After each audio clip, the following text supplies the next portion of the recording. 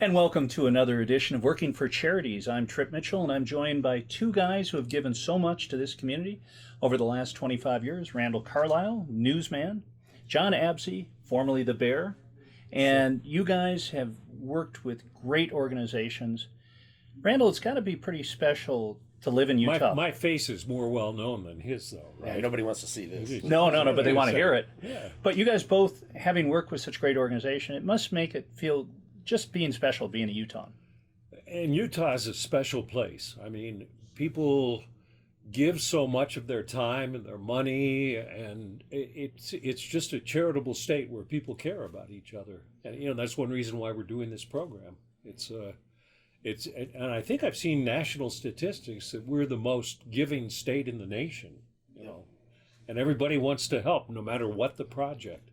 And you have made, being a newsman, you have given them your time, and you've emceed banquets. You've gotten to meet banquets where the ex-bear silly stringed and silly stringed me all the time. I just didn't know it was him. Thank heavens. Yeah, I know. I've been getting a lot of receipts. Now I have a chance to get back even. Well, you had a brand new tux from Nordstrom's that was silly stringed to my death. My first tux that I didn't rent. And there were little white bleach stripes on it. That hurts my heart, actually. No, it does not. You were laughing. He was having fun, and I was having fun at the time. Until I got home and looked at it, and I said, "Wait." Well, how would that have been to bring back to the rental shop? I wish I could record the expletives that came out. Yeah, no kidding. I took it to the dry cleaner. I said, "Can you get these out?" And they said, "No, we don't think so." Oh, okay. Well, John, in your career being the Bear, you've made thousands of visits to hospitals, met with kids, and getting back to that sense of caring in Utah, you've seen it firsthand. Yeah, Utah is amazing when it comes to charity work. I mean, look, we got Mark here. I think last time I looked, we had like 3,700 and some different charities in the state of Utah, and I'm really, blessed with the fact that every time, and Mark, I'm sure you've dealt with this too, and same with you, Randall, and you too. But when you've done something for charities, or you're doing a charity event, and you brought this up, how many people jump on board and are willing to help? It's insane. I've loved it out here. It's something unlike anything I've ever seen. I've worked in other states and in television, and the same plea for help from a charity in some of the other states I worked in, you had to just drag people in to get them to help. And here you just say, hey, we need help, and this is why we need help, and people are there. It's amazing. I've shared what we do with our Angels Hands Foundation. By the way, let me introduce you first. Right. Let me get around to Mark Kristensen, one of the really great guys in the state of Utah, for a number of different reasons. Career teacher, just retired. Started Angels Hands Foundation to honor his son, Matt. But he's a teammate of mine, and he gives me the puck occasionally. And that is pretty wonderful. He's always behind the play. It's tough to get it to him. Okay, good point. I don't skate as fast, but I'm lucky enough to play for the Angels Hands Foundation hockey team. And it's an honor, and thank you for coming out, and we'd love to hear your story. Thanks for having me. I love sharing the Angels Hands story. So how did Angels Hands start, and where has it come over the last 17 years? Before I go there, I want to finish up this. Okay. The Utah being so giving as a state and a community, I have shared what we do with Angels Hands with people. I was part of the National MPS Society Board of Directors years ago, and they said, well, how do you do that? How do you do what you're doing in Utah? And so I just explained what we do, and a couple of friends had gone back. One was in Ohio, and he tried to get his network of friends that he thought he could do the same thing with, and he couldn't get them to do it. It was too much work. Mm-hmm. And for us, it's been our network of friends who have different hobbies have turned them all into different fundraisers. And so we don't have the $200,000 gala, big thing that brings in the big money, but we've got 7 little fun activities that are done: a motorcycle ride, a car show, a golf tournament, hockey tournament, bicycle ride. All these friends that have had hobbies have turned them into little fundraisers. Well, you get enough little $20,000, $25,000 fundraisers, you've got plenty of money to do what you want to do with the families that you want to support. But now to how we got organized. Wait, I want to say one thing too. Okay. So, Hey guys, just think of me as being a speed bump here. If I get in the way of you guys doing what you want to do, don't worry about me. have you noticed? I think something that is because I just did something with Best Seat in the House yesterday, and I kind of walked in and I was like, oh man, I mean, there were like 3 people that I've seen at Angel Hands or at Mascot Miracles, or I mean, just they're. It's amazing to me how many people don't just help out Angel Hands. They'll help out, 2 or 3 other charities. I mean, that's how cool it is out here in Utah. Well, and there is so much overlap within our charities that if you don't work with the other charities, you're missing the boat. Yep. Because I've worked with many different charities, and we've helped a couple other charities get organized. And the thing is that Angel's Hands' purpose is to assist with medically related expenses. Yep. Mascot Miracles is to provide memorable experiences for those kids and the families. And it's not just the kids, it's the families that are going to survive their kids. And so we all have our own little niche that we do. And if you don't work with the other charities, you're missing the boat to where there is so much more for, my near and dear families in Angel's Hands that I get to know intimately. I want them to go to Mascot Miracles and these other organizations that are out there, because we don't do everything that they do. Sure. And as far as support, we all fight for the donated dollar. Yep. But again, this state is very generous, and you can't give to all of them, but you choose which one is the one of your interest and desire to support. And so I've loved working with the other charities, and hopefully most of them that we work with feel the same way about us. In your story, you could have turned into a very bitter person and said, there's no way I'm going to work on any other charities because God took my son away and I'm angry or something. But you went the other way. Well, and maybe you should tell the story. When my son was diagnosed, there are 2 years that I don't remember because I was very angry, mad at God, mad at the world. Life sucks. What have I done to deserve this? Right. And I don't know. I know the line. I don't know where it came from a priest friend, a book, a movie, whatever. But there was one single line that changed my life. You can't enjoy life if you worry about death. And boom, I was losing my son's life by not enjoying it because I was worrying about him dying and all the things that are going to happen before his death. And for the next 10 years, I enjoyed every day of his life. And so that simple little thing, however, wherever it came from to get through my thick skull, it changed the direction of my life. And it took another 6 years before Angel's Hands became a thought. But the last 18 years has been a great blessing for me. And it's a great honor for my son to everything we do in Angel's Hands, I do to honor my son. And most of the families we help maybe don't even know about Matt. They just know that Angel's Hands is something that's special to them. Can you share what happened to Matt, because we haven't talked yes, about that? Yes. My son Matt was born with a rare disease, and we were told, don't chase the dream. There's no research. There's no medical treatment. He's going to die. He was 4 years old when we got the diagnosis. They said he'd live to be 8 to 11, and he made it to 16. Wow. And all along you knew that was the prognosis. He was going to die, and they said, cram as much life into him as fast as you can, and he'll last longer. And so he went to the top of a volcano in Hawaii. He swam with the dolphins. He big sports fan, so Brian Russell came to his house and sat on our couch with him. Big Grizzly fan. He was in the locker room after every weekend win. He was down in the locker room hanging out with his guys, his buddies. Grisby was one of his big buddies. Grisby was a big buddy. And Jazz Bear, didn't know who we were at the time, but he has Jazz Bear experience as well. So we've got the Jazz Bear memories. John Stockton, I have videotape, Stockton to Kristensens for 2, where John came and played with Matt's adaptive junior jazz basketball game. And every kid in that gym that day got a Stockton to Kristensens for 2. He made sure every single kid got that. And awesome. There's stories about different sports celebrities that sometimes aren't as popular as they should be. This is one that there was no cameras, there was no news media.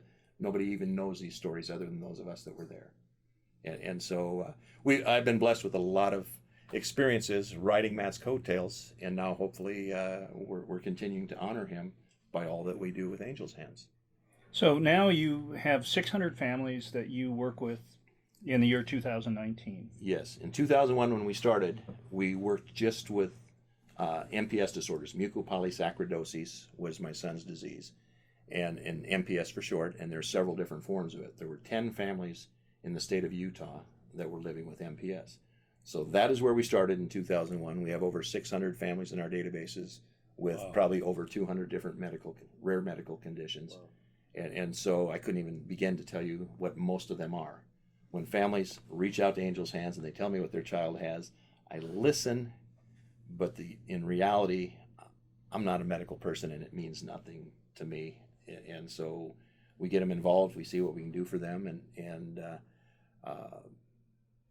hopefully they feel good about the experiences with us. Well, and the socialization, we're going to talk about that. We're going to take a short break. We'll be back after this short break. You're listening to Mark Kristensen talking about Angel's Hands along with Randall Carlisle, John Absey. I'm Trip Mitchell. We'll be right back.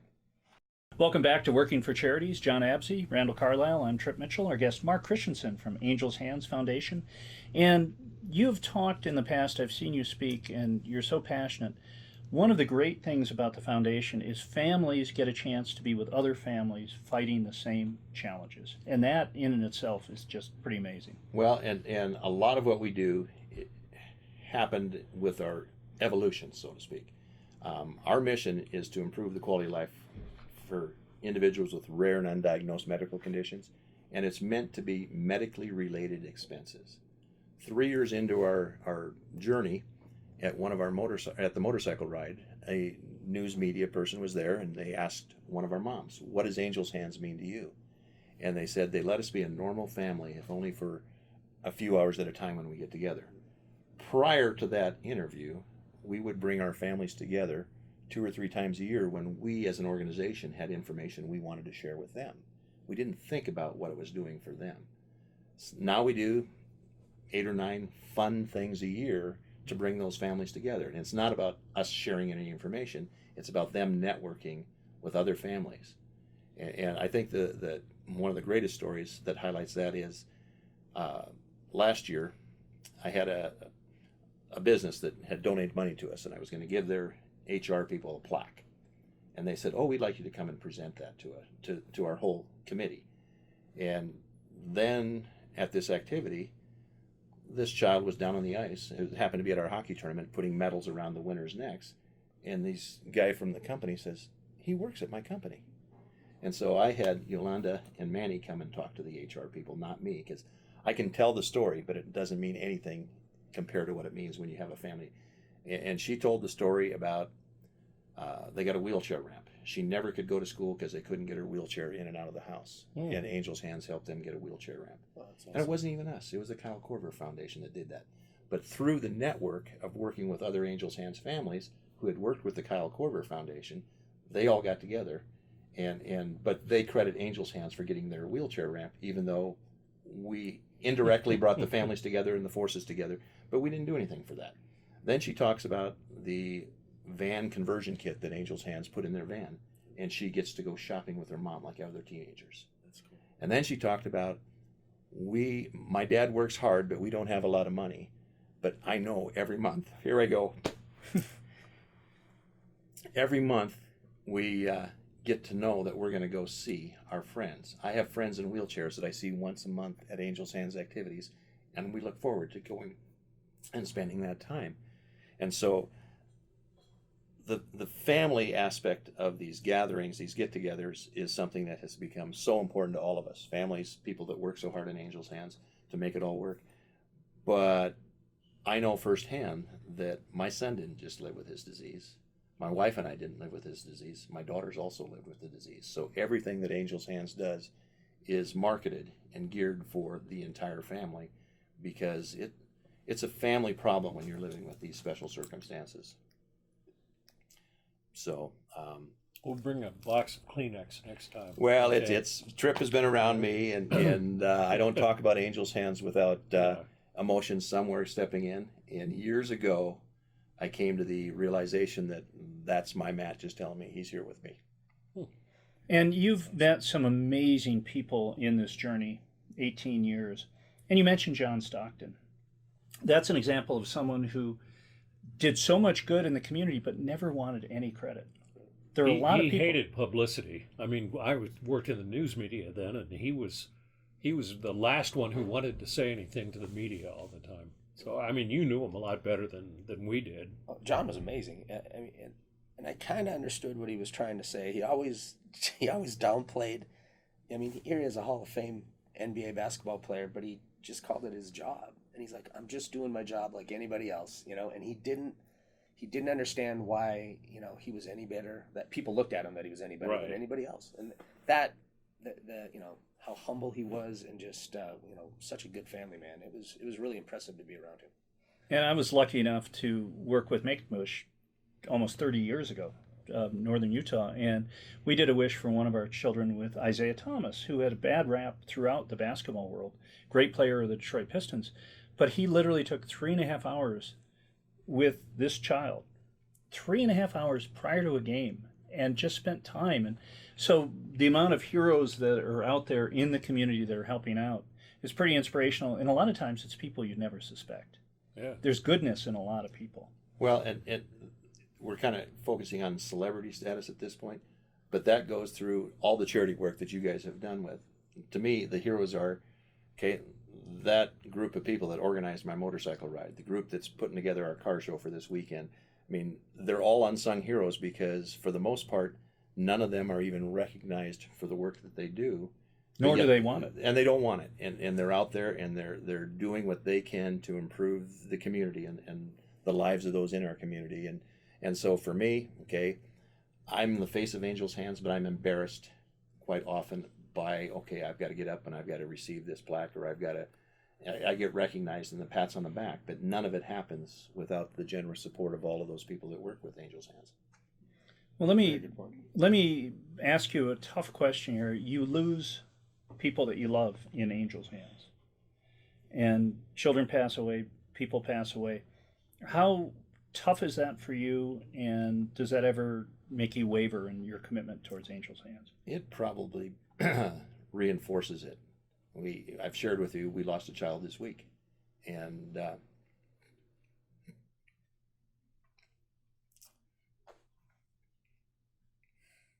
that's how it affects me right there. The fact that you've helped the family so much give you... Yeah, and I feel the pain of the parents when these kids die. And I don't want to minimize the end of a child's life, but I've been there. Okay, my son passing away, when he passed away, was a blessing to our family. He'd reached the point where there was no quality of life, and we felt a sense of relief when he passed away. Okay, but when a child dies, it's not the natural order of things. We're supposed to die before our children. And so I always go to the pain that the parents are feeling, because there isn't a single thing you can say to lessen that pain right now. And this family, they have a child with MPS, a form of the disease that my son has. This was another child that had diabetes, and he died. Mom came home and found him on the couch, and complications of his diabetes. And so they are facing, I had never thought about the loss of this child. They are facing the loss of another child down in the future. And so I just can't imagine what they're going through today, and with the funeral coming up in the next couple of days. It, however, has got to give you a level of comfort knowing that you've made this journey by the families much better through this process. Yes, and the Angels Hands family, as we call it, okay, this family is living a tragic situation right now in their family. I'm a guy they know, but I'm not family. I'm not somebody that's on their call list. But because somebody else that was closer to them in the Angels Hands family, the morning after this young man passed away, I was informed of it because of our network that happens. Mm-hmm. Okay, what can I do? I sit and think, what do I do now? Well, the one thing I know that means a lot is I made a phone call, and we cried. Yeah. So the loss is difficult every time, and selfishly, I go back to thoughts of my son and reliving kind of what we went through 17 years ago. And so, something that, from listening to what you've said today is that I'm kind of impressed how strong you are as a guy to emotionally to be able to take all those children that die and like you said, you go and you think about how the parents are feeling and all that stuff. Years ago, his name was Spencer Roundy, and I met him. He was one of my first really tight connections, and when he passed, I cried and I cried and cried and cried and cried with all these children, and then I had to kind of put a block in there, and it was hard, but I'm kind of super impressed that you're able to just take on all that emotionally. It tore me down. It affected me, and I don't know. It's crazy to hear what you're saying. I'm like, for 18 years you've done this. As you can tell, it gets me when it happens. Okay, when I go to an Angel's Hands activity, our Christmas party is probably our biggest one, and you have 800 people coming to this, and out of our 600 families, you probably have 300 to 400 of them showing up for this. You couldn't enjoy it if you were looking at which of the kid is going next. And you see them in all different shapes as far as physically, and it's like you can make your guesses, but I don't look at that until those days happen. I'm looking at the smiles on their faces, on their brothers and sisters' faces, on moms and dads' faces, and so for a lot of them, we know the loss is coming, but it kind of goes back to my life-saving phrase that came to me: you can't enjoy life if you're worrying about death, and so I don't worry about anybody's passing until that time happens. It'd be a dismal organization if you guys all sat around and said, okay, who's going to die next or something so you're looking at it the right way. And the sheer joy, having been to 2 years ago, we were lucky enough to come out and film it for Comcast, and it was just such a special Saturday. And corporate general distributing opens up their whole facility, and just it's so special to see that, and some of the other events that you do. Getting families together is wonderful, and what I like so much is that you focus on the siblings, because brothers and sisters of kids who have these diseases have a rough go. Well, let me tell you about our newest program. I would delighted to hear. You're hearing this first. Well, breaking news. It is. One of our uncles wanted to honor his special niece. So he says, I'm sending you $5,000. I said, well, what do you want us to do with it? You're the experts, you decide. So I say, well, we can name our prom, we can name one of our other activities after your niece. And I said, but I got an idea I've been beating around for several years and haven't figured out how to make it happen. What if we do, your niece has an incredible older sister that's graduating from high school. What if we did a scholarship program and you just funded the first $5,000 of that program, so 5 kids are going to get $1,000 each for college next year. He starts crying on the phone, says, I'm going to send you another $5,000 because they should get $2,000. Well, his brother and sister hear about it, so they send $5,000. Fast forward a month, 6 weeks, this little girl dies. In lieu of flowers, please send donations to this family's sibling, I won't say the family on this, but to this scholarship program in honor of this little girl. We received over $20,000 in donations. Wow. And so, to make a long story short, we have just issued 14 scholarships for just about $25,000 for next fall's college. And that's so the checks have gone out to those kids to use as they see as necessary. Again, we aren't saying it's for tuition, it isn't for books, here it is, you are a super sibling and you are being recognized. And the process is write an essay about how your chosen field of study relates to the Angel's Hands mission of improving the quality of life. And we're looking for, did they put anything in there tying their family member's illness to their chosen choice of study? And as my daughter puts it, they could be a garbage collector and tie it to their situation. Yep. She's an environmental engineer. Obviously, keeping the environment clean is related to my son's respiratory and health issues. Okay, and so anyway, we had a few extra scholarships that didn't get them, and then we look, part of it is a resume. And we don't care what jobs you've had. We are looking, have you been of service to people in your community?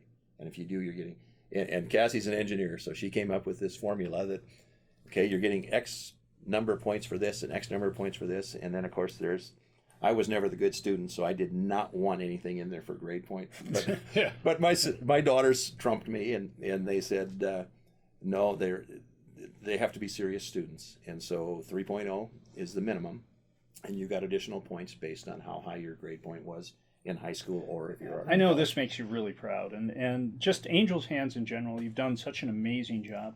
Mark, I really want to thank you for coming in and spending some time with us. And we've got some information on the bottom of the screen. Mark's phone number is there, along with the website and email address, if you want to get involved in an amazing organization where one person really can make a difference. This is Yes. there's so many great organizations in Utah, and you're going to see lots of them on Working for Charities. But in this case, it's a small group, and if you give Mark a call or reach out to him in an email, you can make a difference because Absolutely. it's just a great group. For my host, Randall Carlisle, John Absey, I'm Trip Mitchell saying thanks so much for watching, and we'll see you next time. Group hug.